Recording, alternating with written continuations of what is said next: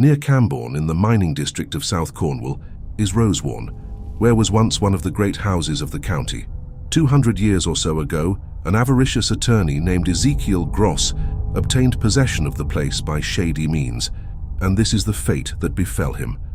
One night, after he had taken possession of the place, Ezekiel, engaged in studying some deeds, looked up to find standing before him a queer, wizened little man of ghostly appearance, motioning him to follow.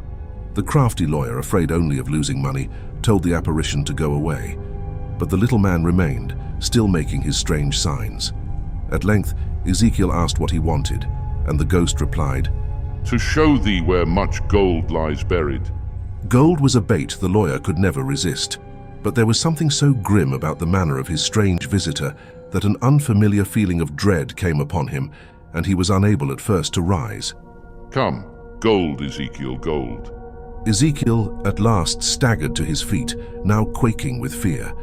The spectre led the shivering lawyer out into the grounds of Rosewarne, and after a long walk, they arrived at a little dell surrounded by high banks and trees, in the center of which was a small cairn of granite boulders. In the darkness, Ezekiel noticed that his guide seemed to emit a weird phosphorescent light, and he was yet more terrified. Then the spectre turned upon him and said, "Thou longest for gold, Ezekiel, even as I did. Yet I could never enjoy it. See if thou canst. Dig there. Beneath those stones is gold aplenty. Win it and enjoy it, and when thou art happiest, I will come to visit thee again." With this, the strange figure gave a wild mocking laugh and disappeared in a blaze of white light. Ezekiel Gross recovered his nerve and ran back to the house for tools.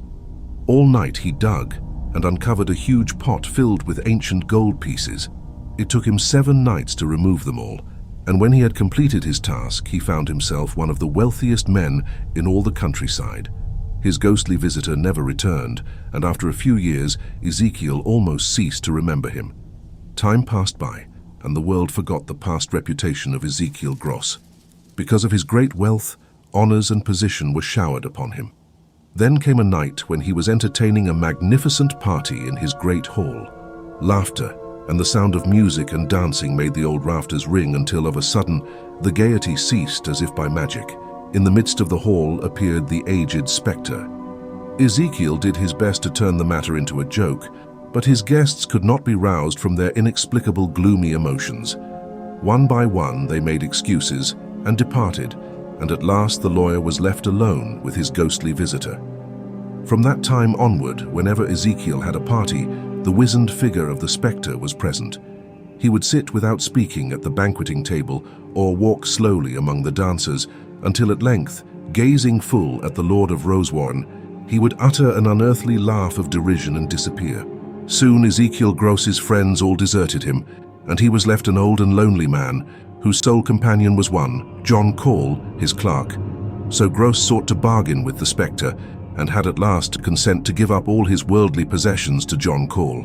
When the deeds were signed, the ghost finally disappeared, uttering one last demoniac peal of laughter as he went. Old Ezekiel only survived for a few weeks. One morning, he was found dead, and the country folk tell that at his funeral, a crowd of grinning demons appeared, which afterwards flew away over Carn Brea, and that from its midst came the same horrible laughter that the spectre had been heard so often to emit.